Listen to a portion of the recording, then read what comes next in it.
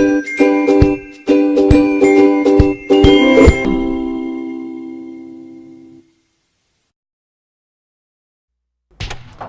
welcome back to Home Time and our Creekside project. Well, we are done with a major part of the construction, but we still have a few details to wrap up before we clear out of here. That's right, we can talk about cleaning up for one thing.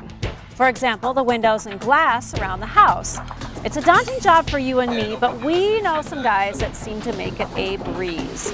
We also know there's a lot of dirt and debris that we can't even see, and that's inside the ductwork.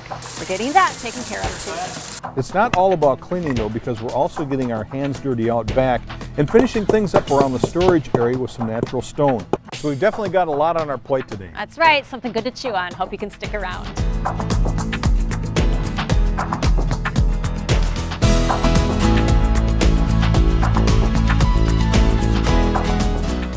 This particular crew also specializes in a process that will seal up the ducts.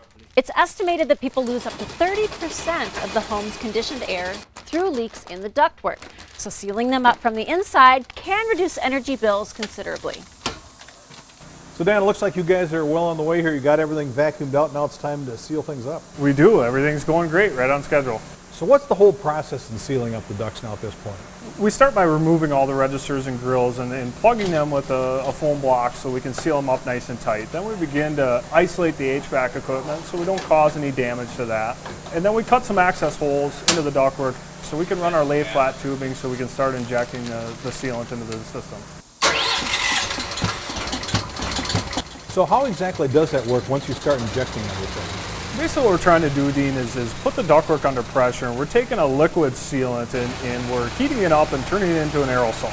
And we're injecting that into the ductwork and forcing it out the holes so we can start sealing those holes. So again, the inside of the ductwork has a lot more pressure, so all that sealant wants to try to escape. Right, we're basically taking a high pressure zone and we're forcing the sealant outside those holes to a low pressure zone so it can slowly adhere to the edges and slowly fill the holes in.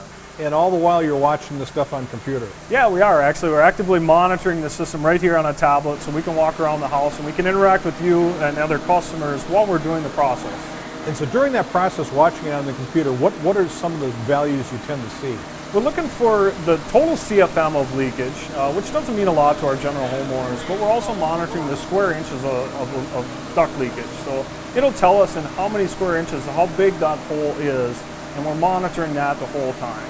And there was a point where I took a look at it, and it looked like there was 60 square inches of total leakage in the return system. Yeah, and that's actually not untypical for what us to see on the return side of the system. We've got a 60-inch square hole. Every little hole adds up to one big hole. And that just amazes me because, I mean, we watched the HVAC contractors do this, and they're good guys. They did a really tight job of working all that sheet metal. It's amazing there's that much space. It is. It's surprising that even the best sheet metal workers still have some leaks and still have some improvement that we can make upon that.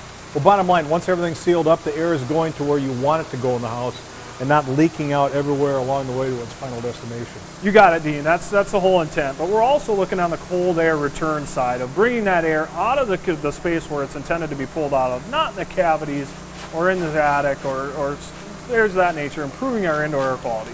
No, I'm glad we're having this done. Good to have you guys aboard. Appreciate the help.